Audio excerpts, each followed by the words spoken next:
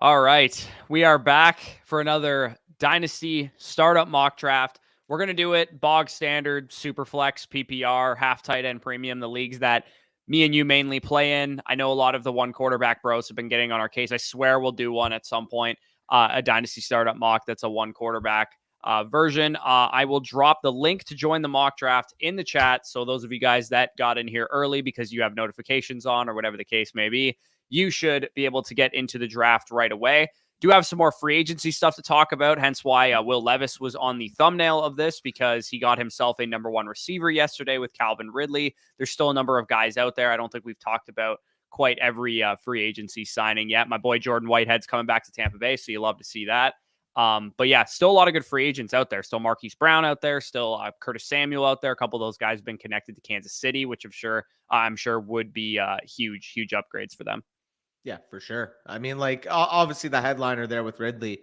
Did anybody foresee him getting 23 million per year? Not only 23 million per year. If it was like a 1 year, $23 million deal or like a 2 year, $50 million year or something, that's one thing. But him getting 23 per year on a 4-year term, like they're making a big time 50 commitment. something million guaranteed as well. Yeah.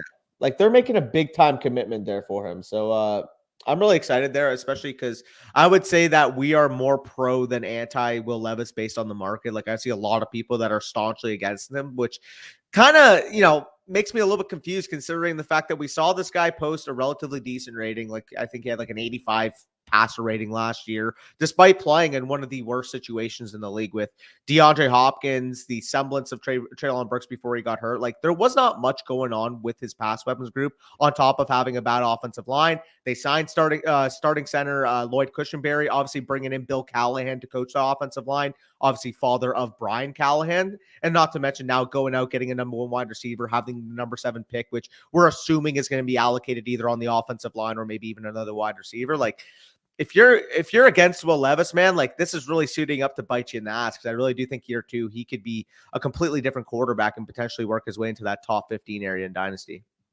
Yeah, no, I totally agree. I think as someone who was lower on Will Levis pre-draft, I think it's hard to say that he disappointed his rookie season, because I didn't have high expectations for the guy. And you said, I mean, he played behind a bad offensive line. I think it was the worst line in the league last year, to be honest, especially in pass protection. So yeah, I think he actually did quite a bit with not a lot there. Hopkins had his moments, of course, but that's pretty much all he was working with. Henry wasn't quite the same. The run blocking line wasn't the same.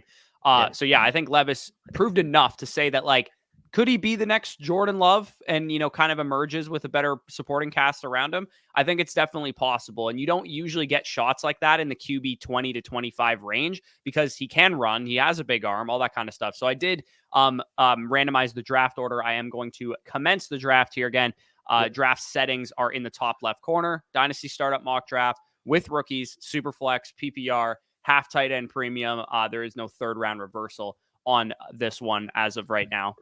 I think real quick, I just want to address Levis as well real quick. With Levis, I think an underrated factor too is, yes, they went out and gave Tony Pollard $8 million per year, which you can look at and say, well, why are you signing a running back like Pollard for $8 per year at 3-year term? But if we're talking about just how this offense is going to function, what that tells me is more is going to be in the hands of a guy like Will Levis. Obviously, we saw last year when in doubt with that offense, Derrick Henry's getting 20, 25 carries. I don't necessarily think that they're built now on offense to be able to give a running back 20, 25 carries. I really do think that given the pass catching chops of both Spears and Pollard, this could really be a wide open offense going into next year. Am I stunned, or is there not rookies in here? Or are they just buried in ADP? They're buried. You got to sort by rookies. Oh, okay. All right. Never mind. I thought they weren't in here for a second. So for reference, for those watching that are in the draft, if you click the rookies only tab, it'll help you get to rookies. So every now and then when you're about to pick, just flash that up. So if you see, for example, oh, Caleb Williams, I'm at the 2-2. Like I have to take Caleb Williams. Like he's not going to show up at the top of your board, but if you click rookies only, you'll see Caleb, you'll see Marv, you'll see Drake May, etc. there. Yeah, okay. Just making sure they were actually in the draft, because I didn't see them in the ADP. I guess Sleepers just got to get them integrated. Sure. People in the chat here, we got Smooth Criminal. Let's go. What's going on? Daniel's on lunch. Love to see it. Matt's out here asking the hard questions. Spanish rice and chicken. They love to see that. That's a popular staple here in my house as well. Not bad at all. What's going on? Jay Full. Noties on Hundo. Absolutely. Am I the only one that is higher on Deontay? Yeah, we haven't talked about Deontay Johnson going to the Carolina Panthers yet either. I feel like Deontay Johnson's a better Adam Thielen. Yeah, I mean, the one thing I worry about with DJ is that he's kind of like this, like fed up, annoyed when he has bad quarterback play type of guy. So if it's not going well in Carolina, which it might not, I would be a little concerned that he's going to get a little annoyed with that and, maybe throw like a tantrum of some kind. But I will say he can get open, and they didn't have anybody who could get open last year. Yeah, I mean, it's a natural separator. Obviously, you can criticize other parts of his game, and especially when it comes to his hands, his tracking ability. But one thing Deontay Johnson does is get open. One thing that the Carolina Panthers receiving corps did not do well last year was get open. And, I mean, you invested first overall into Bryce Young. You get Deontay Johnson, and like I said, a natural separator for as cheap as you did. Like, you needed to make this trade if you're Carolina. And, I mean, the cost itself, it was like Dante Jackson and a pick swap to go and get Deontay Johnson, and the pick swap is like in round 6. So if you're the Panthers, you don't mind losing probably going forward. He's a solid corner, Dante Jackson, but I don't think you're going to lose sleep at night losing him off your team. Also, yeah, Herbert's agreed. I think it was it's a great move because Carolina has to attack the wide receiver position by every stretch of the imagination. You drafted Mingo last year, you go get Deontay Johnson, you probably need to draft another guy this year, or maybe go after a guy like T. Higgins or something like that. I think at 33 or whatever they have in the draft, I think that makes sense. Or now they have 39 as well, I believe, from the Giants and the Brian Burns trade. You should be able to get a solid receiver there. So if you could grab one more guy to go along with Deontay Johnson, Jonathan Mingo, Adam Thielen, some of the other guys you have, that's suddenly looking like a better group. And you probably need to address the running back position, maybe the tight end position, definitely offensive line, like we've seen them do with the 2 guards that they signed. So I'm going to roll here, I think, with Caleb Williams. I was really hoping Justin Herbert was going to fall to me. He almost did. He did not, though. So I'm going to roll with Caleb Williams here and build out. Most likely a young team. When you draft a rookie quarterback in the first round, that's probably the direction you're headed, but we'll see. Hey, so officially you will be valuing the 101 ahead of Justin Jefferson? With the news of Kirk? I would say yes, but only because structurally in a startup, I prefer to get a first round anchor quarterback. Like on the open market, I think it's just completely team need dependent. Sorry, I have to point this out. Not Baker there? Yeah, no, not Baker there. Baker, I love that Baker's back, actually. I'm not going to lie. Like I was a little nervous when I saw the terms of the contract. I was like, oh God, 3 years, $100 million. But I have faith in Jason Light and Mike Greenberg. I knew they structured that thing well, and they did. We can get out after this year with only $10 million in dead cap. And for reference, like the Broncos ate $85 million or $88 million of Russell Wilson's contract, and he was there for 2 seasons. So the fact that we could get out of Baker if he just crashes and burns this year for just $10 million on the cap, and I don't think he's going to be honest. I don't think he's going to crash and burn because he is in a good system for what he does well. He has support around him in terms of like weapons and stuff like that. His offensive lineman, his left tackle is like one of his best friends now, basically, because their wives are going through the same exact like timeline for their pregnancies. So Tristan Wirfs and him have gotten very, very close as a result. I'm on the board. I love that narrative. I'm a big Trevor Lawrence guy. You guys know this. I'm going to just pair. I'm going to pair generational prospect with the last generational quarterback prospect we had. I love me some T-Law, but over Marv. Marv, I would say I would still take Trevor Lawrence over the 102 in a Superflex draft. I'm never going to have to make that decision because I know that's not a popular take. Though. You just did. I just did, but in a real startup, I probably would have slid down a little bit. Fair enough. I can't go mid there. to late second is a more appropriate spot, I think, for Trevor, just given what the market thinks of him. But I still value him as a 1-2 turn pick. I still value him that way. Yeah, I'm not there, but I mean, I respect it though. I mean, especially in this range of the round 2 quarterbacks, like I would argue that between Prescott, given the age there, between Jordan Love, a little bit more unproven. Like I understand it. Yeah. Traylon Burks a bust now. Yeah. I mean, I saw Harmon say this too. Like Burks probably should have been a big slot the whole time, and he actually might play big slot now. So we'll see what happens with him. He's kind of been banged up and disappointing, obviously. But the silver lining to Traylon Burks is that he was considered a project coming into the NFL. He's now had 2 years in the league. He's working behind a legend, potential Hall of Fame receiver in DeAndre Hopkins. Calvin Ridley comes in. He knows how to run refined routes as well. Could be good for Traylon Burks. Am I excited about him? No, but if you're holding him, this is kind of the hopium that you have to hope for, that he actually does turn into something. But yes, people who put Traylon Burks over Drake London and Garrett Wilson are looking mighty, mighty stupid. And it's the same reason that, like, a guy like Traylon Burks, the lesson that you take from him, taking forward into future rookie classes, is when a prospect looks like he's going to be a project, you probably don't want to put him over proven guys. And Drake London and Garrett Wilson were proven guys, as was Chris Olave, and most people were just like, Traylon Burks has the upside. And while that was true, you probably had to wait for it. And we know inherently dynasty players are not patient. If you're not producing right away, we get fed up with you. So Traylon Burks being a project receiver, keep that in mind for guys like Adonai Mitchell this year, specifically. Adonai Mitchell's a good player, but I think he needs a lot of work, and he might be a guy that people sour on quickly. Yeah, no, that's fair. I'm now on the clock here. What is that? 30 seconds left. Looking at some of my top players available. Puka Nacua was going to be up there at wide receiver. Is Garrett Wilson gone? I was on rookies only. Okay, no, Garrett Wilson is available, so I will take Garrett Wilson. Yeah, that's a good one. Caleb's in here. He says 82 people and only 15 likes. I want to see at least 45 likes here. We got, a solid amount of people. It says 180 current. Now. I'm assuming some of those are from Twitter, but if you're on YouTube, definitely hit the like button for sure. Titan saw Ridley's reception perception, probably did. 12 teams start, 10 Superflex, half tight end premium. Lamar, Kyler, Watson, Bijan, Singletary, Garrett Wilson, Puka, Waddle, London, JSN, Andrews, and Ferguson. I traded the 105 and a 2025 third for London and a 2025 too. So I believe IDUP was talking about this similar trade structure on Tuesday's live stream about going after Drake London for the 105. And I said, hey, if you can get Drake London in a 2, I would be a lot more comfortable with that. So yeah, I think this is a pretty solid move. You got a 2025 second out of this on top of London for that 105. And I remember, as you can see with his team, Lamar, Kyler, Watson, you don't really need to take Daniels, Drake May, whoever would be there. And he mentioned Neighbors would be gone at that point. Yeah, I actually really like that. This is the trade that he mentioned last live stream, right? So getting that guy. Exactly. He's like, Neighbors is going to be gone. It's going to be one of the quarterbacks I'm looking at. I already have Lamar, Kyler, and Watson. Don't really need another quarterback. That's a good pivot strategy for sure. It sucks that you couldn't have gotten London before the Kirk Cousins news, but at the same time, I'm still kind of okay buying high on Drake London because now you have some peace of mind that he actually is going to get a good starting quarterback. For sure. Toronto Dave says, shit, maybe I am really too low on Levis. I've been hella out, but extreme opinions often no good. Yeah, if you're trying to get back on the Levis train, we're the channel for you. It's funny because, we're talking about back on the Levis train. Like, this guy. We were never on it. It's just that the market was so much more off of it than us. That's basically what I'm referring to. The fact that being on the Levis train is considering him a fringe top 20 level dynasty quarterback, whereas some people in the market are like, yeah, he's quarterback 28 on the market. I would take Michael Penix over him. It's like, okay, let's fuck off with that.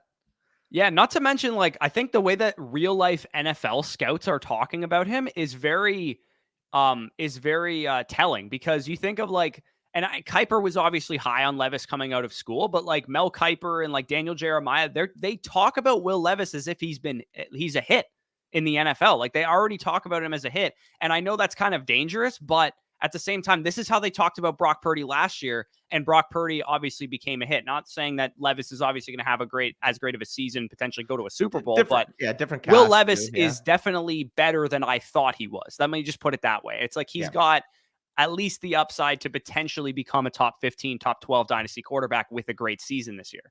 I'll tell you right now, you watch his rookie year, just over the games that he played, and you compare that even to his final year at Kentucky, like, you see massive strides made as a player. And it's really exciting given the fact that he has the big arm. He is a little bit mobile. He's got that juice, where in fantasy, he does have a demonstrative ceiling. Like, we saw what Jordan Love was able to do down the stretch, and you kind of mentioned that being a similar comp there. I can see him having a Jordan Love level essential, where raw prospect meets the perfect constellation there with Brian Callahan, with the Titans. I see the vision they're doing on their offense there, adding a number 1 wide receiver, potentially drafting either a number 1 wide receiver or an offensive tackle in the draft. Like, it's hard not to be really happy with what the Titans are doing if you believe in Will Levis. Absolutely. You're on the board, by the way, but with easy decision. With offensive, that's crazy that he fell to 3-5.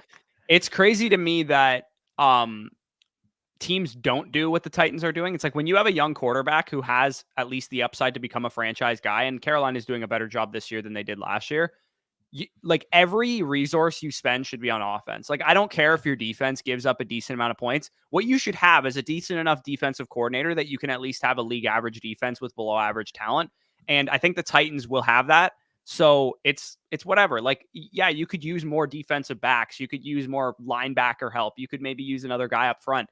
But like, Will Levis hitting is all that matters for your franchise right now, to be honest. And he'll elevate the play of everybody else. Look at what CJ Stroud did in Houston. Their defense had pieces on it, Will Anderson, Derek Stingley, and those guys. But when you have a franchise quarterback, it even elevates the play of your defense because you're scoring on offense. Your team has a leader to look towards, and your defense wants to go put turnovers on the board for that guy, get the ball in his hands. So Will Levis hitting is all that matters to the Tennessee Titans. I would spend both 7 and 38 or whatever pick they have on offense, whether it's both offensive lineman picks or maybe an offensive lineman to pass catcher, whatever the case is. You got to spend your picks on offense when you're in a situation like Tennessee is in right now. In terms of opportunity cost, obviously the 7 is going to be the big decision on ultimately what you do at that 39, like you mentioned, the second round pick. Are you leaning at 7 if you're Tennessee? If you, again, they could have a completely different ideology. Maybe he wants to get his dad an offensive lineman to work with. Maybe he wants to get his quarterback another receiver. Like, we don't actually know what they're thinking. But if you had to make the decision, are you drafting a Malik Neighbors there? Or are you drafting a Joe Alt if you're the Titans? I think, both classes are deep at both positions. I think your offensive line is a bigger problem than your pass catching group now that you have Hopkins, Ridley, and Burks. And this wide receiver class will be rich with talent in the second round where you have another selection. And again, offensive line class is pretty good too, but I would say you have the opportunity to draft the best offensive lineman in the draft at 7, potentially. Maybe the Chargers will take one, but at least a top option. And you can get somebody in the second round to help your offense at wide receiver. Maybe you want to grab, a slot receiver like a Ladd McConkey if he's there, or you want to grab a Troy Franklin type to help stretch the field. You want to grab Jalen McMillan in round 4 or something where you have another pick. Like, I think you have the opportunity to add pass catchers later in the draft. So for me, I would probably lean with offensive line play at 7. Hear me out. If they took Ladd McConkey in the second round and orchestrated a draft day trade for Traylon Burks to, like, I don't know, like an Arizona or something like that, basically like a team that won't be competing right away, that will need like a young, or has the time to develop a young body like Traylon Burks. If you can take your slot receiver, have DeAndre Hopkins as your X, have Calvin Ridley as your other Z, and you now have a formidable trio that can instantly give Will Levis ample amount of support. So I'm really excited about that. By the way, I got to address this, Matt. Like, where is this take coming from? In Dynasty? You're suggesting that Kirk Cousins, 36-year-old quarterback who just got signed in free agency coming off a torn Achilles, should be going above the 21, 22-year-old top 5 pick. That is blasphemous. Yeah, no. Guys, I know I'm biased here as a Bucs fan, but like, we do have to chill a little bit on Kirk Cousins. Like, there is risk there. He's not a superstar stud lock-it-in quarterback. One in Dynasty. Like, there's no chance. He's 36 coming off of a torn Achilles. Like, there's a chance that, like, the Falcons literally cut Matt Ryan at 35 years old. Like, they've done this with an older quarterback before. And I'm not saying Cousins is going to be as bad as Matt Ryan was, in Indianapolis, but I wouldn't be totally shocked by it either. But I mean, by this logic, you must have Aaron Rodgers ranked higher than Drake May as well. Yeah, like, he mentions like, oh, he's going to go to the Commanders or the Patriots. It's like, yeah, but he's also like a very, very strong prospect. And even the Commanders and Patriots have some merit. Maybe the Commanders more so than the Patriots. Like, they have pass catching weapons there.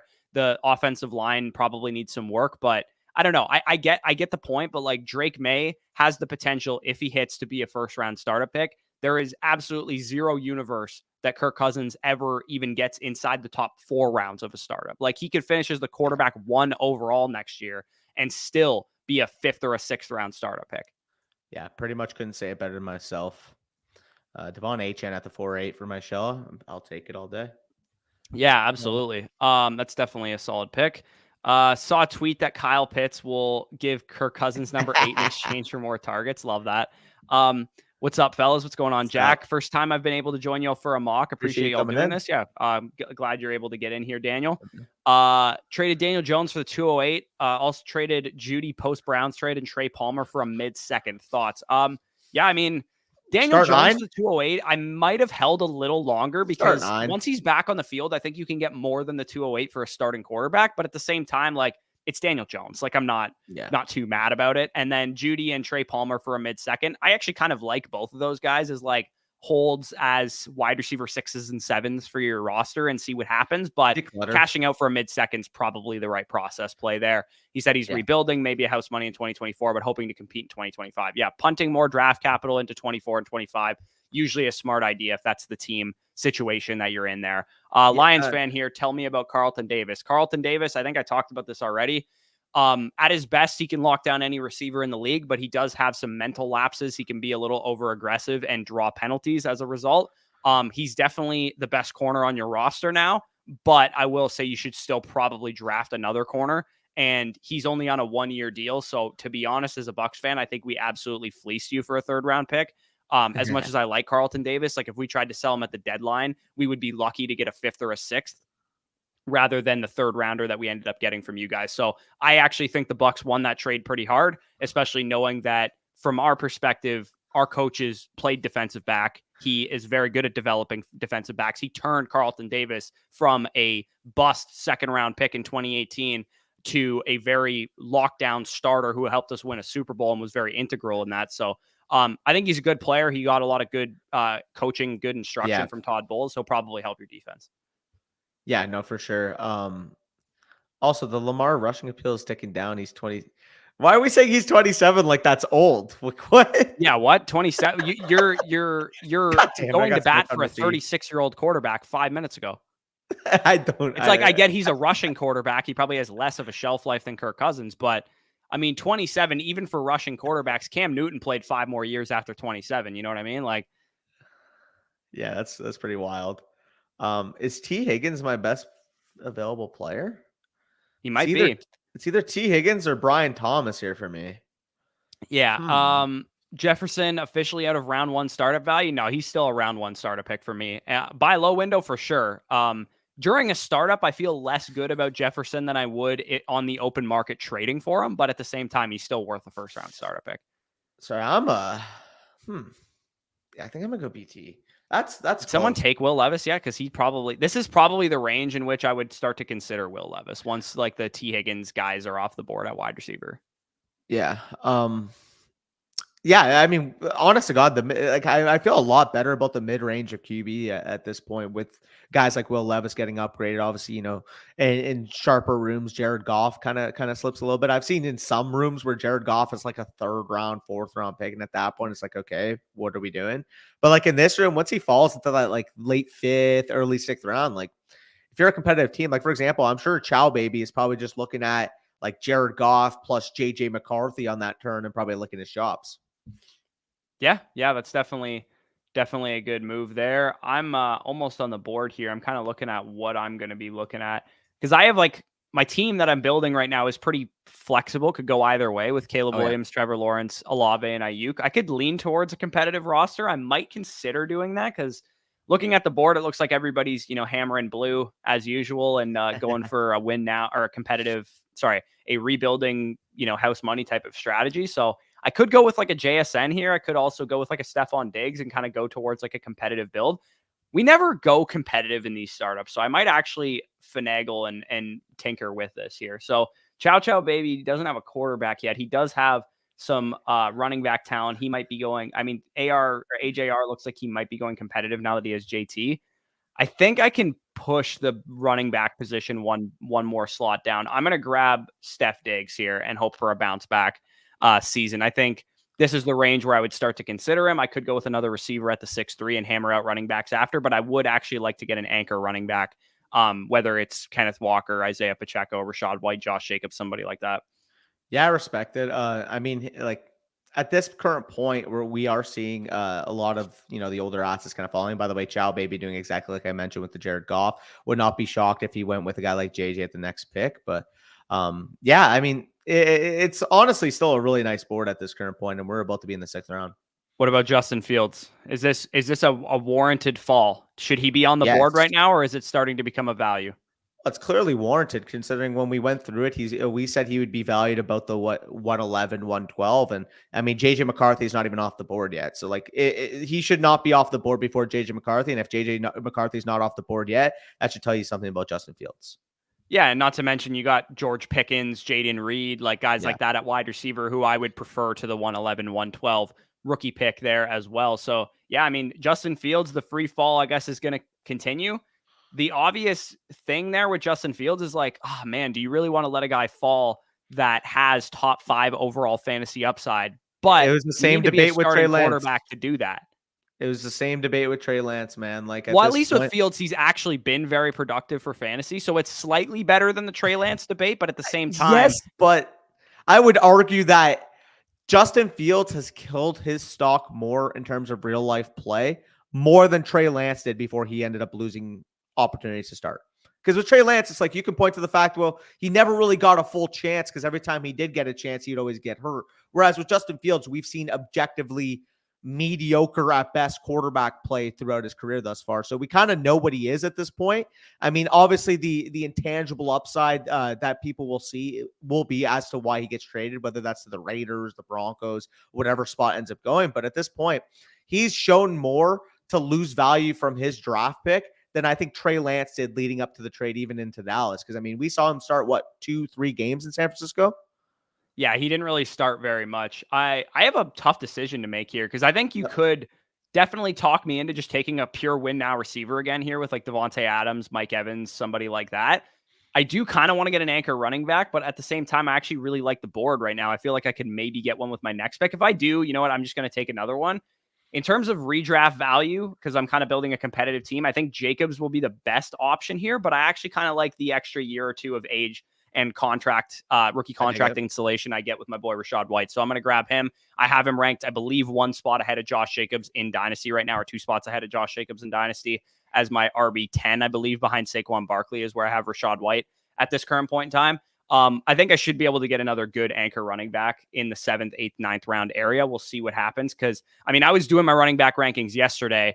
It's rough. It's rough. After you get outside this range, I really don't want to have to dip into DeAndre Swift territory as my RB2. I would probably more likely just build out my other positions before I do something like that. Because, you know, unless Kenneth Walker, James Cook, Isaiah Pacheco, Josh Jacobs, probably, and that's it, falls to me, maybe a rookie running back I could consider in the next round, I'm most likely going to just pivot to keep building out wide receivers, quarterbacks, and tight ends, because once you get outside of that top 12 to 15 dynasty running backs right now, and then maybe the rookies get good draft capital, and it's like a top 16, 17, then you're better off just kind of punting for the cheap options down the board, like taking an upside swing on Nick Chubb coming back from injury, or taking an upside swing on a young back like Chuba Hubbard maintaining his role or something like that.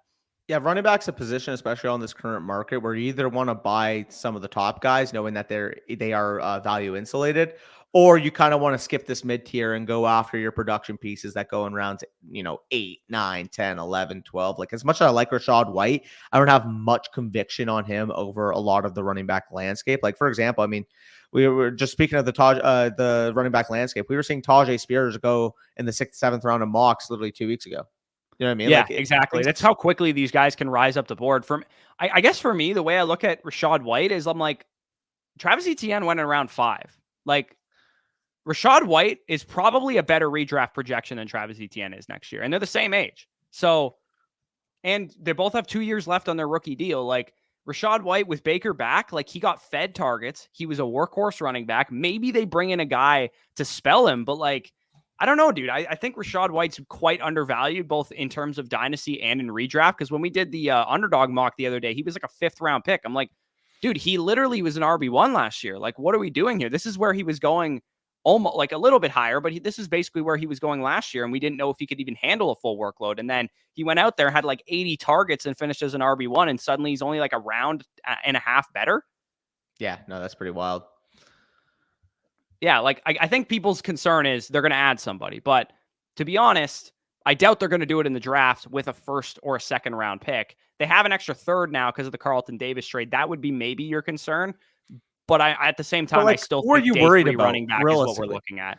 Like, are you worried? Like, you want a hammer to be there because you don't want Rashad White taking those carries anyways. Like, honestly, if I'm a Bucks fan, like obviously you are, like I'm looking at your Isaiah Davises, maybe if Ray estimate Davis played for Ray Liam Cohen Davis at too. Kentucky. He makes so much sense in round 4. That's what I think is going to happen.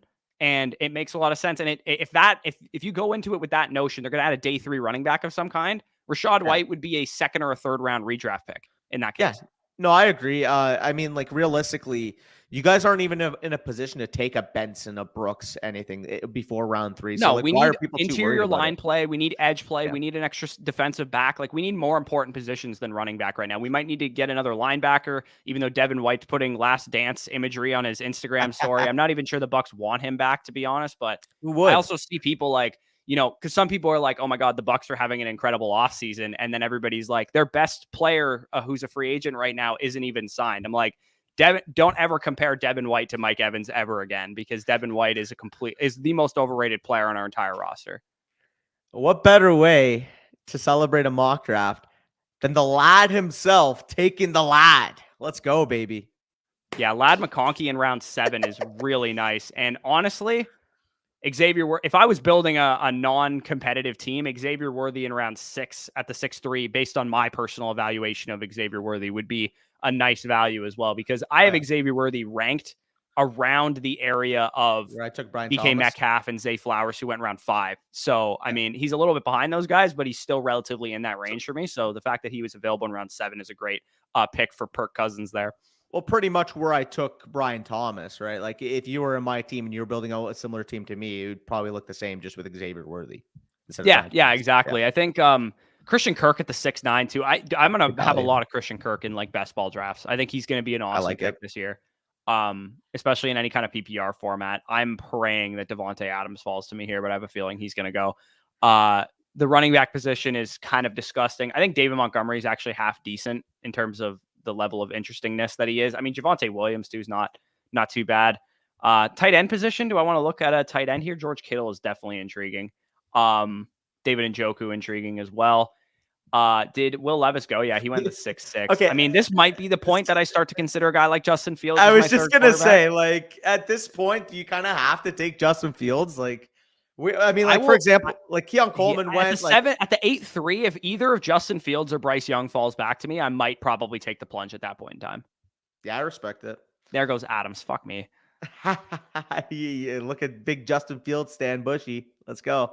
Yeah, I think Amari Cooper is probably my main target at this point. Hopefully he doesn't get sniped from me. Calvin Ridley also probably a guy that I could go after here. I was gonna say even Cooper Kupp on a contending team here is good value, 7-10. Yeah, like I'm looking at I love me some Xavier Legette. I wouldn't mind whisking in a young receiver to this core that I have, because I think, especially around 9 to like 12, I'm gonna get pretty good value at wide receiver later on. So I'm going to take Xavier Legette here.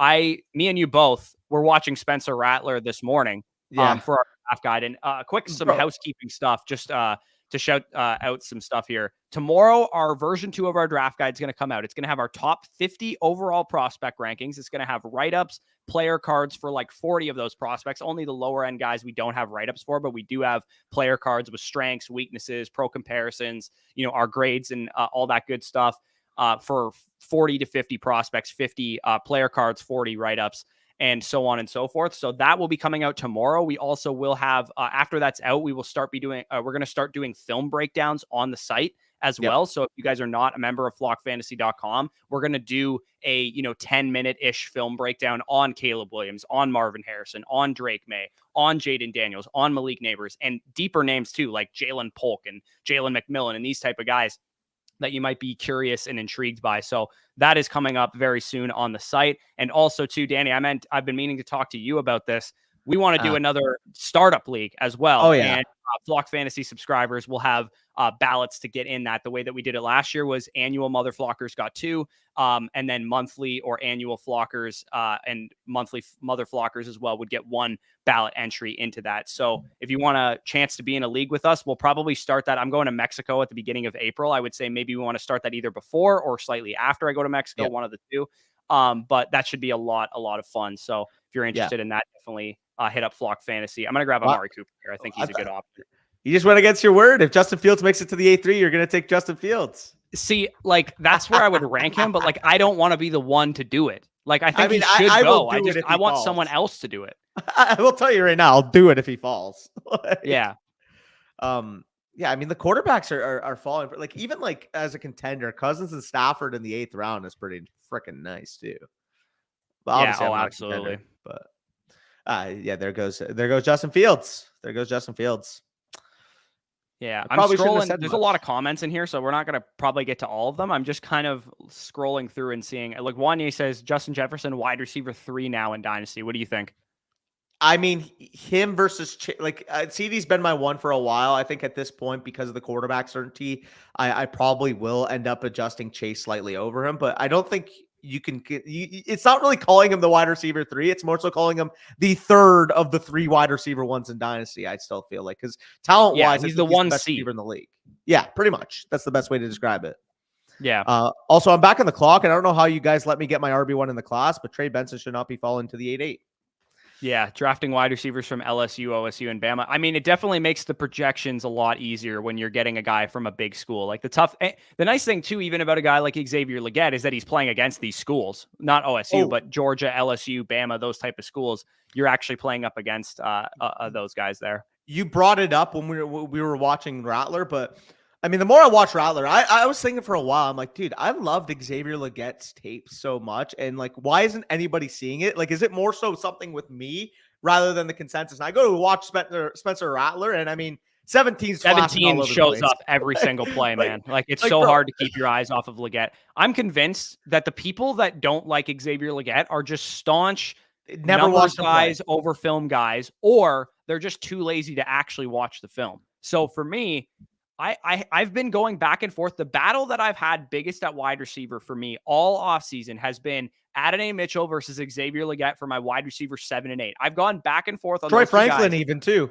Yeah, Franklin I have at 9, to be honest. Like I'm a little bit more spooked off of Franklin after the combine than I was before, because I actually did have Franklin ahead of those guys. I do want to go back and rewatch one game of Franklin, knowing what he kind of tested at and that kind of stuff. But for me, the way I look at that battle of Adonai Mitchell and Xavier Legette is like, these two guys have flaws, both of them on paper. Adonai Mitchell might be younger, but he also never commanded like an elite target share, high production. He had to transfer away from Georgia and all that kind of stuff. Give me the guy that has like very consistent game in, game out film, performing at a high level against really good schools. The same can be said about Adonai Mitchell because he scored a touchdown in every single college football playoff game he's been in. Yeah. But at least I see it way more often, way more consistently with Xavier Legette. And I want to look back on this class.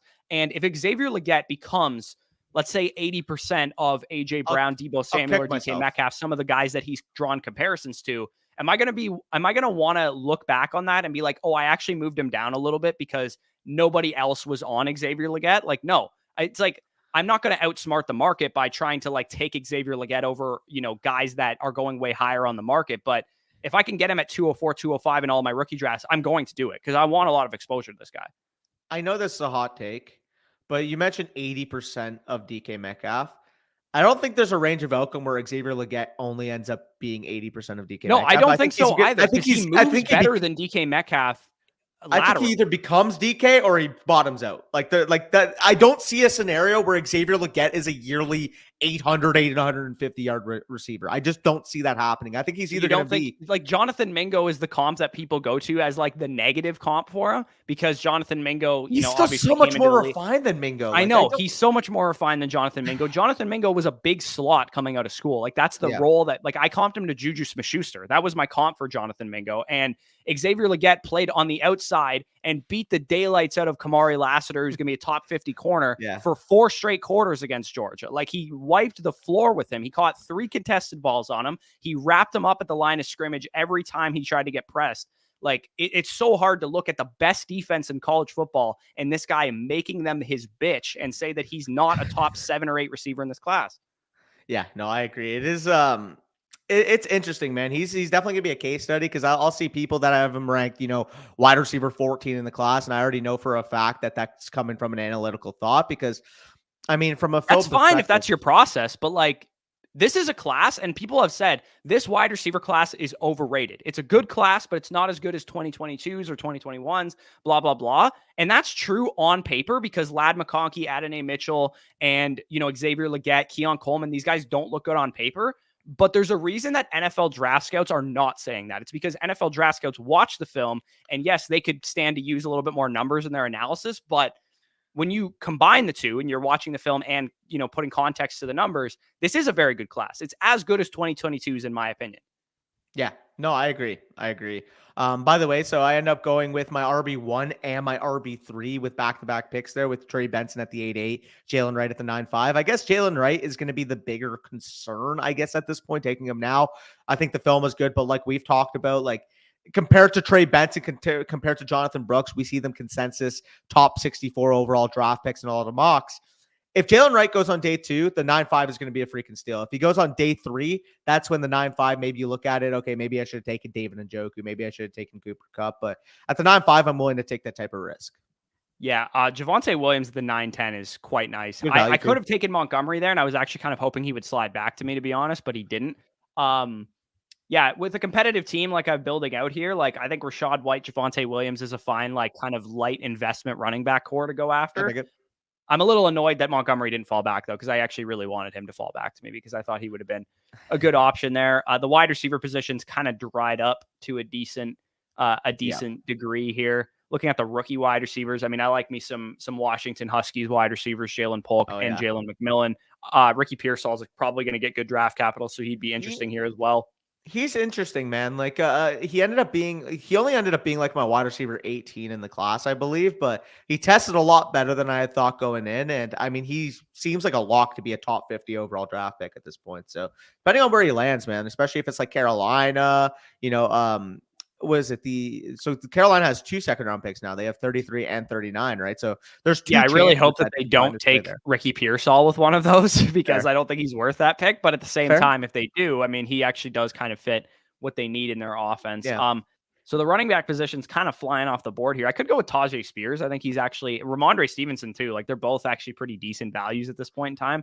I do need a tight end though, and I have Trevor Lawrence, so I'm going to grab Evan Ingram here as my main tight end for my competitive team, because I do need a production piece at that position. I actually think if you're building a competitive roster, part of the reason why I wouldn't be very inclined to take, I'm just trying to think like Dalton Kincaid, Kyle Pitts, like the middle class area of the tight end position for competitive rosters is because I know I can get cheap competitive options like Evan Ingram in the 10th plus round. Yeah, I'm surprised you went with him over Goddard, though. I like Ingram's outlook next year much better than Goddard's, to be honest. Knowing that Goddard has 3 players that are better offensive weapons than him in his offense is definitely a concern of his. Like AJ Brown, Devontae Smith, and Saquon Barkley are all better at their position than Dallas Goedert. He's going to have his value. He's going to have good best ball spike weeks because he's in an offense that's going to score a lot. But for me, Evan Ingram actually has a chance to be the number 2 target in his offense in terms of like overall target share behind Kirk. So what keeping, potential number 2 target, good offense, like then why not a guy like Jake Ferguson? I think I believe more in Evan Ingram, the player at this point in time, because he's been, especially in PPR leagues. I mean, he was like top 5 in tight end targets last year. Like I think him and Lawrence have a very good connection. He's on a long-term contract. Ferguson, I'd probably consider taking with my next pick if he falls back to me and doubling up with those 2 guys. If he makes you take him here, I don't know, but I mean, for what it's worth, I'm asking the question as if Evan Ingram wasn't. I think was he a top 3 tight end last year? Yeah, he was really productive, man. Like, it's rare that you get a guy that productive who's this athletic. He's a little bit older, but like he's tethered to a good quarterback who I'm obviously higher on than most people. And in PPR tight end premium leagues, like that's the exact format that you want a guy like Evan Ingram, where he's going to get a lot of targets and catches. Yeah, no, I think that's fair. I was more so just raising the question because I do think that this range of tight end, like you said, I have Ferguson a little bit higher. He's closer to Kelsey and Njoku for me, but I think it's a fair point. I'm going to definitely have to adjust Dallas Goedert. I didn't bake in the Saquon Barkley effect enough because, like you said, this is already a low pass volume offense as a whole. Like Jalen Hurts just doesn't throw the ball a lot. This offense as a whole didn't throw the ball a lot at all last year. And then you're talking about the fact that now you're sharing targets with A.J. Brown, who's going to get probably 160 plus, 170 targets this year. Devontae Smith, who should be commanding close to 140, 150 in his own right. Saquon Barkley, who, if he's fully healthy, I mean, on the year, would you be shocked if he was over 85, 90 plus targets? Like, no. So then I at that would point, not be shocked about that at all. Then at that point, it's like, okay, maybe we're looking at Dallas Goedert being in the 85 to 100 range, but 85 to 100 Dallas Goedert targets really isn't that valuable, to be frank. No, it's not. I think Dallas Goedert, if people are still valuing him as like a top 8 dynasty tight end, because he's kind of been there the last couple of years, like he's sneaky old, and he's also like the number 4 target in his offense. Like he's not the type of guy that I would love as my tight end 1. He's a good tight end 2 in dynasty and a good best ball pick, I would say too, because of the offense that he plays in, but I'm not excited about him from like a managed league redraft tight end starter or like a long-term perspective dynasty tight end starter, because he's a little bit older and he's not really a high upside option. His ceiling is like tight end 5 to 8 in any given season. And that's assuming like a bunch of people go down and that kind of thing. So Matt brings this up as well. This made me think of something. He's like, they took a early second round receiver with Jonathan Mingo last year. What are your thoughts on like we're going to talk about this like at length in other videos, but like, what are your thoughts on like the ideal landing spots for that second tier of wide receivers? Worthy, actually, let's exclude Worthy and Thomas too, because me and you kind of both agree that those guys are probable first round picks. I'm talking about the guys that could go in the early second round, late first round. Let's get AD out of there too then. Adonai Mitchell, Xavier Legette, and Ladd McConkey. Those 3 players, where do you think are their best possible landing spots each? Well, AD Mitchell's has got to be Jacksonville, right? I think Buffalo would be better for him than Jacksonville, but I'm talking specifically like by fit, not necessarily because like obviously the best landing spot anybody could go to is like Kansas City or Buffalo. I just mean, in terms of what they do well and what that receiving core needs, I think that Buffalo is actually the best fit for Mitchell because they kind of need somebody like him. For me, McConkey's best fit is Carolina because they need somebody like him. Or like maybe the Giants too, I guess would be an okay fit. Somebody like that where you could, even Tennessee would be a decent fit for him as well. You mentioned Legette. I honestly think the best fit for Legette may actually be the Jets. Yeah, the Jets would be a good fit for Legette. I think that would be a nice one. I think he could also fit the same places that Mitchell fits, which is like Buffalo, Kansas City, Jacksonville, those types of teams. He could really go. I mean, he's kind of scheme independent as well. Cause like, I mean, he just plays X receiver. Yeah, no, that's fair. I do think he has versatility. The Patriots also make a lot of sense for Legette too at the top of the second round. Well, I was going to say, I do actually think Legette has versatility to slide inside when you need to. And having a guy like Garrett Wilson who can play any wide receiver position and do it at such an extremely high level opens you up to potentially move Xavier Legette, where if you want him to play some big slot, he can give you that outlook. Obviously, we've talked about it in the past. He is unstoppable on crossing routes. So if you have the threat of Garrett Wilson on the outside, you have Xavier Legette running a crossing route. I mean, Aaron Rodgers is going to find the opening on that defense. And I mean, Xavier Legette, once he gets that head of steam running, 225 pounds, 4.39 speed, like good luck trying to tackle that in the open field. No, literally you can. When I was watching Rattler, I actually raised Legette's grade by 0.5 because I'm like, this guy's so unstoppable in the open field. Like, I don't know how I didn't have him even higher than that. Let me guess. The main one was the Florida game where he was running that crosser, sinks right into the fucking DB's hip and then just explodes and creates like 5 yards of separation. He's nuts, man. He's so nuts. I wish very much that Xavier Legette was a junior who, like, if you put Troy Franklin's profile on Xavier Legette, he might be the wide receiver 4 in this class. Yeah. Okay. I don't know if I could put anybody ahead of like Rome or Neighbors there, but like 4 for sure. I think he'd be 4 for sure. I think he would be consensus viewed higher than Rome Odunze. If he was a true junior with Troy Franklin's profile, I guarantee he would probably be ahead of Rome Odunze. Well, I mean, I could do the math right now because like I'll just see the difference in the analytical grade and kind of seeing like where it would kind of intertwine there. So Rome Odunze ended up getting an 89 for me. I believe Xavier Legette ended up getting an 83, I want to say. Let me take a look. Where did Legette get? By the way, what I'm referencing right now, for those of you watching, 319 of you, if you guys are available or are over on Flock Fantasy, you'll know, but we're referencing our draft guide grades. So yeah. I just worded that completely wrong, but you get the point. Yeah, you did word it wrong. But anyways, if you guys are interested in all of these rookie takes, like we're giving you like, tip of the iceberg on this right now. It goes way more in depth for each of these prospects. And I mean, we're talking about high end names, but if you want to know about Johnny Wilson. Like, we're never going to talk about Johnny Wilson on a stream because who gives a shit? But like, we do have our thoughts in the draft guide about prospects like that.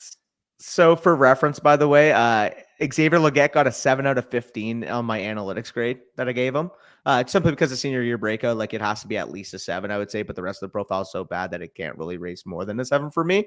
Rome Odunze got an 11. Now, Rome Odunze got an 89. Xavier Legette got an 83. If you average those out and you say, okay, let's say Xavier Legette had an 11 out of 15 in his analytics, you would look at Rome Odunze. Franklin's is like, I said Troy Franklin's profile. Troy Franklin. I gave him a 13 or a 14 on his because it's really good.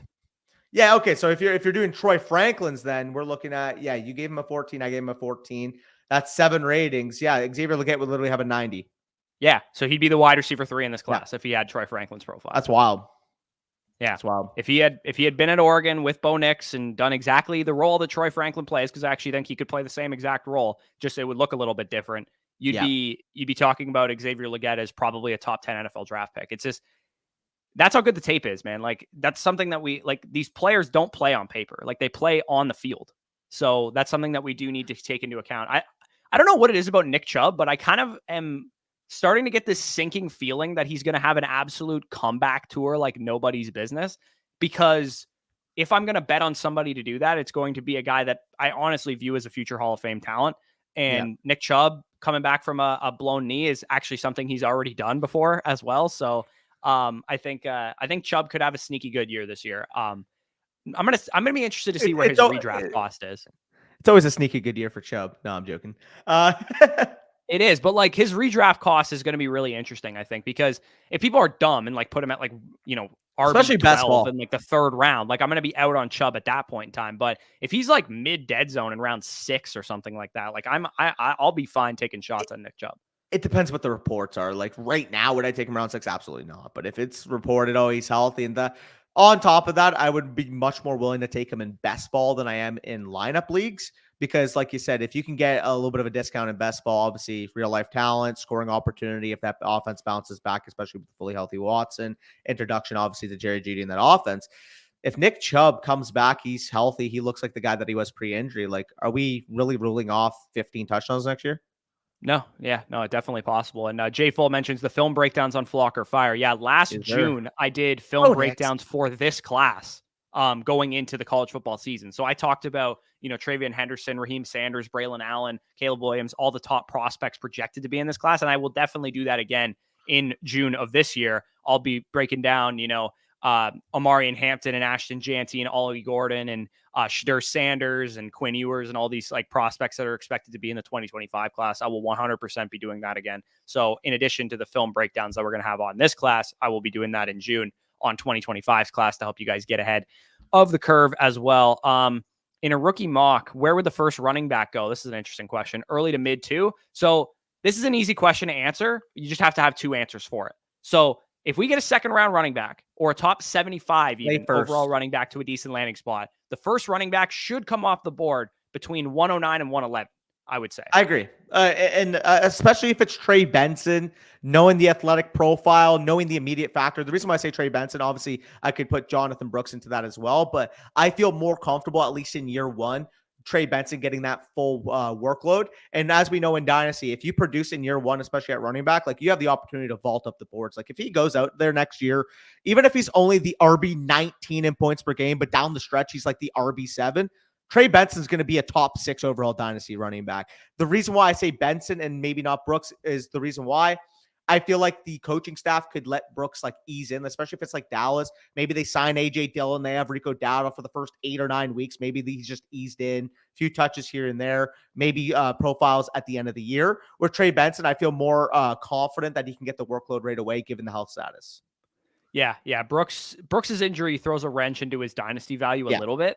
I do think best case scenario for Brooks is like his ascension looks like Javonte Williams' rookie season. Just the reason he's held back is because of injury, obviously, but it does sound like he's ahead of schedule and all that good stuff. He's obviously a very young dude. I mean, Brooks is one of the youngest backs in this class. I believe he's only 20 years old still. So he's definitely interesting, but if he is the earliest running back selected to the best landing spot, I would not take him until the clock hits round 2. I would not pick him in the first round. And if the number 1 back, whoever it is, Benson, Brooks, Wright, Corum, whoever, the first running back goes off the board after pick 75 of the NFL draft, I think regardless of who it is, it has to be a second rounder. Yeah. And I want to address this because I see this here. Yeah, I mean, I lean more like of an Aaron Jones. The reason being is I don't think he has the top end speed, even when he was healthy, that a guy like Jamal Charles has. Like, I think if he tested, you're probably looking at a 4.52 type of guy, 4.51 type of guy. But I mean, in terms of the smoothness of his running style, I think Aaron Jones, we both had the same comp when we watched him. So, yeah. Cody asked an interesting question. Do you guys hide your grades from each other until you're done? Do you grade them pretty much separately before you look at mine?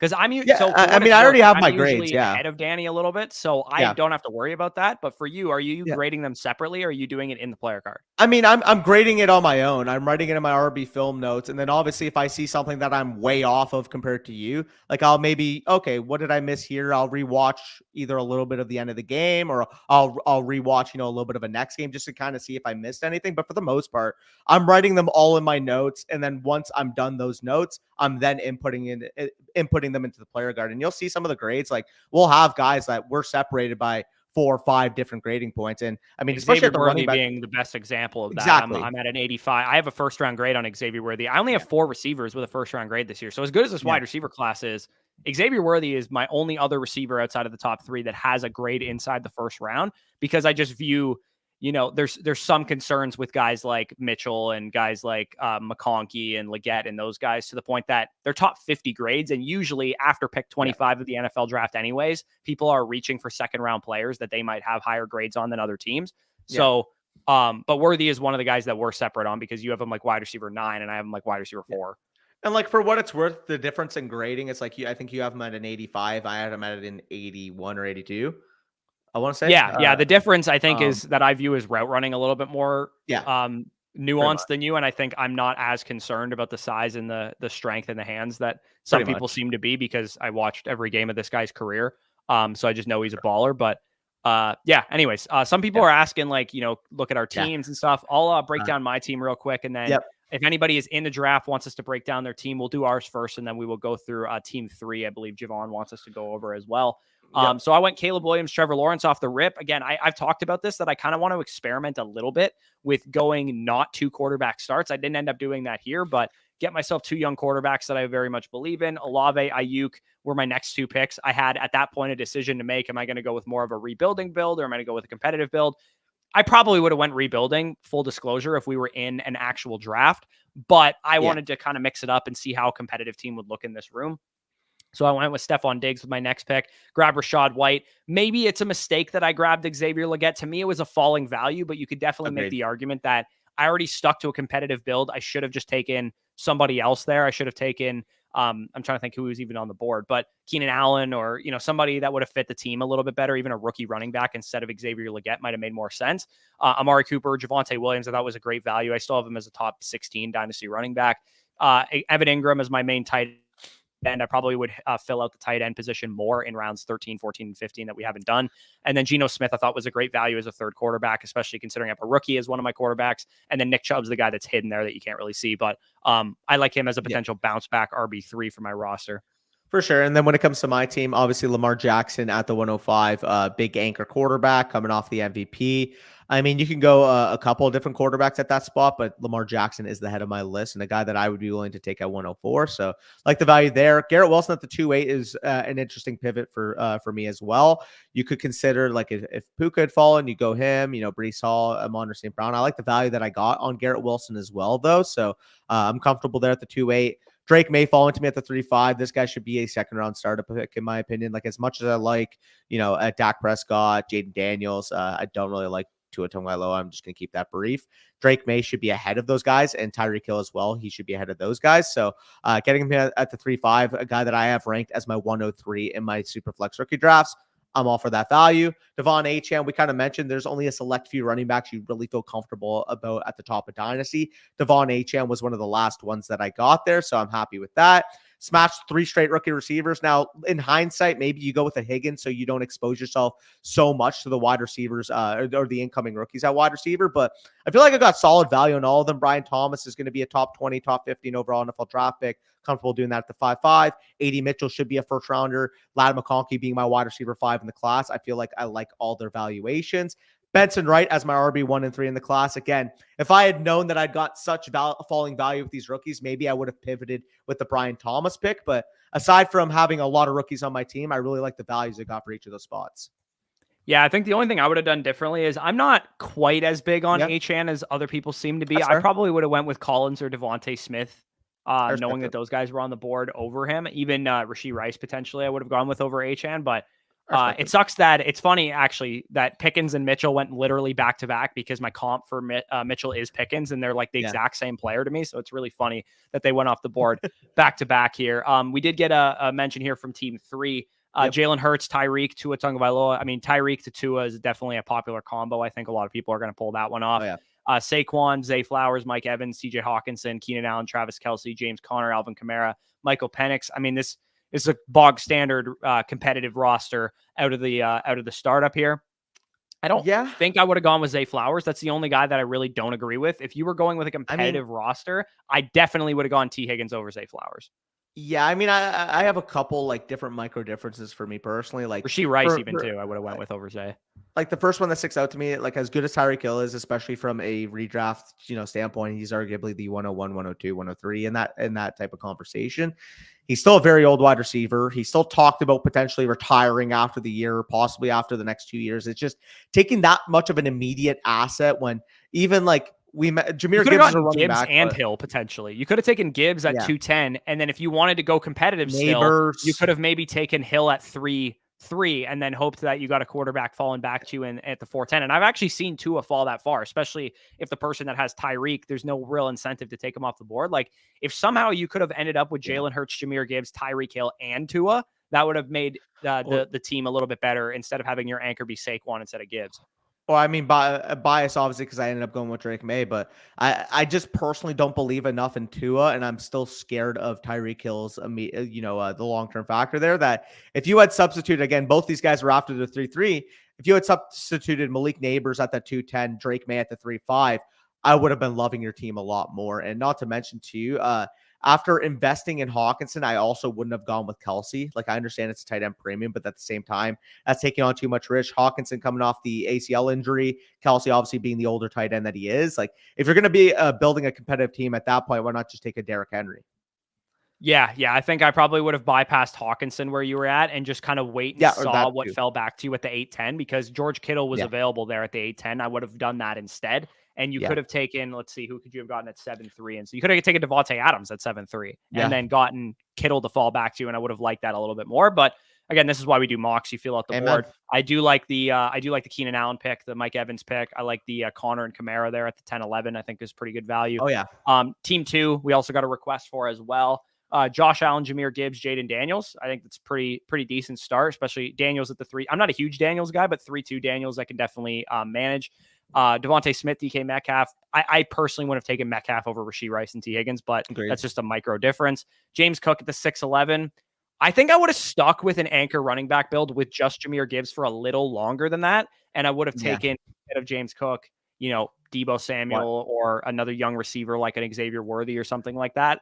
But that's not too bad. If you're a big James Cook guy, it's fine. I love the value of George Kittle. That was an awesome pick. Christian Watson's okay there at the 7-2. Chris Godwin, 9-2. I like that as well. Corum at the 10-11. Pearsall, 11. I don't really dislike any of your picks, really. The only ones I kind of disagree with are 5 and 6.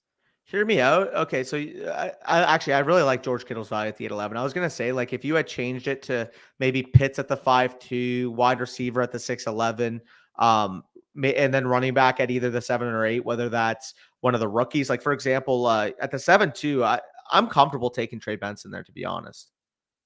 Yeah. The only guy I'm really lower on here is Metcalf. Like, I think Rashee Rice or T. Higgins, this team would look a lot better in my opinion, but it's just because I'm lower on Metcalf. It's not really anything. No, exactly. Structurally that you did wrong. It's just kind of a micro take. I see. So there's what? Team 104, Team 109, and Team 107 quickly want to look. So okay. So Kirk Cousins. I'm gonna keep this brief. I fucking love what you did here. I love your team. Smashed. To be honest. Great team. Every single pick I think was a great value. Yeah. Literally every single pick. The only guy I don't really love is the last pick you made, Jameson Williams. I just don't think he's a great player, but I mean it's 12-9. So if you like Jameson Williams, that's totally fine. You did an outstanding job. I love the Neighbors pick. I love the Collins pick. I love the Rice pick. I love the Kirk pick. I love the Worthy pick. I literally like every pick that you made pretty much. Ramondre at 10-9, he might be a very good buy low at this point in time, to be honest. Like, I get he should go down a little bit because of Antonio Gibson, but 10-9 Ramondre is a little much. I think he should still be an 8th, 9th round pick. Yep, I agree there. We got 107 from Flett. So he actually ends up going with the modified hero quarterback here, if you will. Obviously gets his hero quarterback there with Purdy in the 3-7. As much as I like Purdy, I probably would play this a little bit different. I think Purdy 3-7 is just fine. I have no problem. No, I like it, but I'm saying had it been Jordan Love or maybe a quarterback with a little bit more point scoring upside plus I don't know, AJ Brown there maybe falls a pick. Like I probably would have preferred that, but I mean that's picking hairs there. It's just more so with Breece Hall at the 2-6. As much as I like him, I don't think I can pull the trigger on him there over some of the wide receivers and potentially like a Jordan Love type. But I mean, overall, that's a very micro take. I feel like the structure of this team, getting Will Levis in the 6-6, getting T. Higgins, DJ Moore, CD Lamb, like we're poking minute holes on what's honestly a really, really fucking strong team. Yeah, I think the only picks I really disagree with are I might have gone with a competitive approach with this team. Instead of Coleman and Downs, I might have gone with Adams and say Keenan Allen or Ridley instead, because I think you could have built out a really competitive roster with this. And then also subsequently, I wouldn't have went with Michael Mayer at the 11-7 unless you grabbed a tight end earlier. Because like if you had gone instead of Coleman, Downs, Kupp, you could have, I guess Njoku would have fell off the board there. But if you could have gone somehow with Adams, Keenan Allen, or Ridley, and Njoku falls, or maybe go with Ingram or Jake Ferguson later on, I think I would have liked this team a little bit better, but it's still very strong. I mean, I was going to say, or better yet, maybe substitute Adams for Coleman. You put in George Kittle there for Josh Downs, and then you have Cooper Kupp there. Yeah, that makes a lot of sense. Yeah. And then what was the other one? 109? Team 9. So from Blink fan 185. Interesting. Justin Herbert, the absolute snipe of a lifetime on me. Marvin Harrison at 2.4 is great value there. Sam Laporta at 3.9 and a tight end premium's wicked value. Kyron at 4.4. Addison and Reed. A little early for Kyron, I would say. Yeah, I mean, I actually like all of these picks, to be honest. There's not one that I can poke a hole in. I mean, the reason why I would say that is because I have Devon slightly higher, and I fell 408 was a little bit like high for the running backs. But I mean, like, I don't know. It's just more, I guess, with Ayuk off the board, with some of the receivers off the board, you kind of got your hand forced. So I don't mind going and pivoting for Kyron, especially given the point production you could expect from him. Addison Reed, I mean, young, appreciating assets at wide receiver, can't complain there.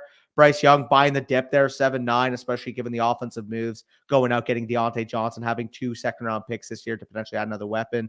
I think that's the cheapest you'll probably see Bryce Young all offseason. Baker Mayfield, long-term extension. Terry McLaurin, I think, has a win now, wide receiver 4 at the 9-9, really, really solid value. Tajay Spears is interesting. I think in your team, 10th round Spears is totally fine with me. It's fine. It's just, wouldn't you have gone with a little bit more of a win now type of approach there at running back, knowing that you have Kyron, knowing that you have some of the, I mean, I guess the receivers are. I honestly like the Spears and Robinson picks. They're some of my favorite picks that he made, to be honest. I think that's good value on those two guys. You got veterans came into Tennessee and to Washington that reduced their value and reduced their price tag, but I don't feel that much differently about them, even though Eckler and Pollard came into their teams. Yeah, I mean, that's fair. I guess the wide receivers are young, so you can take the plunge on potentially a young appreciative back like Tajay Spears could end up being. It's just, I don't know. I guess maybe the quarterback core because you have Baker, because you had Bryce. You know what? I actually like the pick. I thought you were more a win now when I looked at the pick initially. Yeah, I think in hindsight, if you knew that Jacobs would have fell to 6.5, imagine if you had started Herbert, Harrison, Laporta, DJ Moore, Pittman, Collins, whatever, instead of Kyron, and then you could go with Addison there. That's fine. Or if you went with Diggs and like a win now approach, that would have made sense. And Jacobs falls to 6.4 as your anchor instead. That would have been a little bit better. But again, hindsight is obviously always 2020. Brady asked an interesting question. I think we could sign off here after this. He said, thoughts on where some of the free agents went in this draft. So let's look at some free agents. 8-12, Calvin Ridley. Really like that. I think that's about where he was going before. And I think that's where he should go now. Where did Derrick Henry go? 9.4. I think that's too low for him, to be honest. I think he should have went higher than that.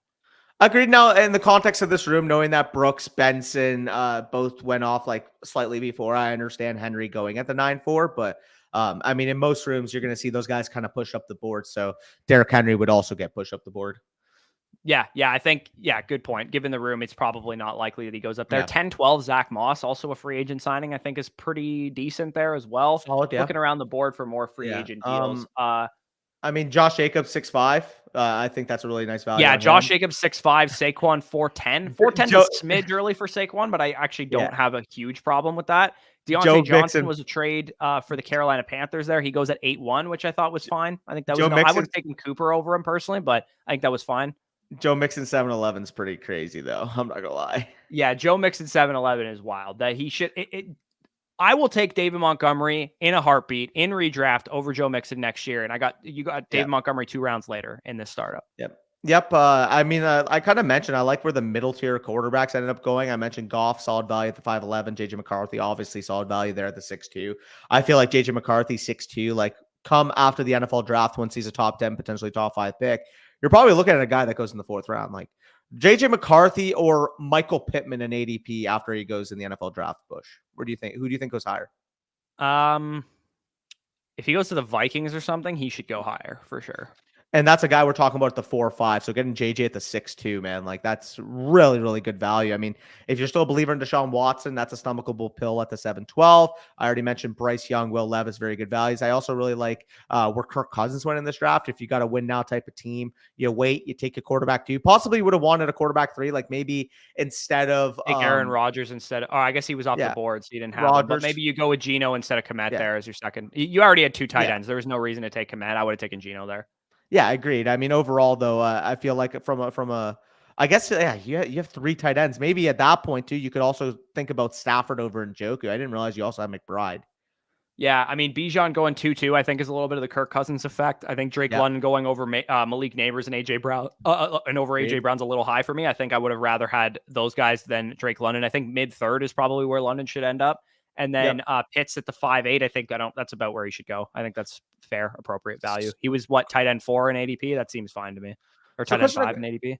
Question I got to ask you, because obviously this guy hasn't technically moved yet, but T. Higgins, 5'7". Do you think that's more value. So people... Oh, well, I was going to say, do you think that's more so people valuing him as a Bengal, or do you think that's more so his valuation if he were to get moved? I think regardless of how you slice it, I actually don't think his value changes a ton because as I've said already, I think T. Higgins is getting one of 2 things out of this trade request. He's either going to get traded, which would mean he's probably a team's number 1 receiver and he gets a major contract, or the Bengals feel more pressed to actually re-sign him. And I think that's the better outcome because there's a number of bad teams that need wide receivers. And I think that's worse for T. Higgins than just being the number 2 behind Jamar Chase with a guy you already have chemistry with in an offense that's going to put up a lot of points, hopefully more than they did last year because Burrow was injured. So Higgins staying in Cincinnati to me is the best case scenario. So as much as it would be fun to see him like be the number 1 for the Giants or something, I think it's way better for him to stay in Cincinnati. And I hope that's what happens. Yeah, I agree. The way I kind of evaluate T. Higgins from a real life talent perspective is he's probably like a fringe top 20 level wide receiver IRL. Now, the reason why I point to that is those type of wide receivers are more affected by situation rather than pure volume. So with T. Higgins, I feel like you mentioned, having that true number 1 X wide receiver like Jamar Chase represents, having a guy like Joe Burrow throwing the football, like his value is going to be insulated there because of the touchdown opportunity, because of the value of the targets he's receiving in Cincinnati. Whereas if you're talking about a fringe top 20 wide receiver going to a place where more targets are opened up, I don't necessarily know how his value is really going to be propped up because, again, it's not like he's a top 5 receiver, top 10 receiver where situation is independent of the talent. I really do feel like T. Higgins does more with the opportunity that he has rather than, he's going to go here and have 165 targets. It may just end up being like, Allen Robinson a couple years ago when he was on Chicago, which is a fine fantasy wide receiver, but not really somebody you're writing home about. Yeah, exactly. Think DJ Moore before he got to Chicago too. Like he was, we all knew he was a great receiver in Carolina. He just didn't have a quarterback. And maybe T. Higgins goes to a situation where he has a young quarterback like Bryce Young in Carolina, and that would be fine. I would rather him just stay where he is, to be honest, unless he's going to go to Kansas City, which would never happen. They would never trade him to Kansas City. Then I would just rather him stay in Cincinnati and get an exciting upside pick, obviously, out of T. Higgins. Jack says we need 3 more likes. Jax also is my nephew's name, says where should Mike Williams be taken? Not in the first 12 rounds of a draft. Definitely not. Probably in the 15 to 18, maybe. I mean, in the 15 to 18th range, I am pretty interested. I'm not going to lie, because I do feel like X wide receiver, obviously hitting the market. a team's going to obviously coming off the ACL, so maybe he doesn't get quite the money that I expect or the term that I would expect. But I can see a team throwing, okay, $13 million at you to be our X wide receiver for 1 year. Is he such a Patriot? It's not even funny. Actually, I would look at if I'm a contending team and I can get him as like my third wide receiver X for a 1 year, $13 million deal, I'd be willing to do that. Like the Eagles or something? I mean, they just signed Devontae Parker, so I don't really think they'll add another receiver. I totally missed that. I didn't even notice that they did that.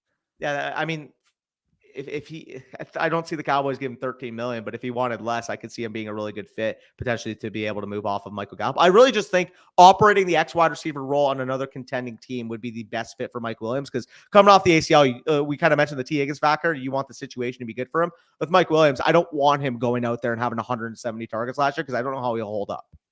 Yeah, actually, he would be a really good replacement in Cincinnati if they traded Higgins. I love that. I would love that. He would be a great replacement for him. But anyways, that is the end of the stream. We're going to wrap it up here about at the hour and 15 mark.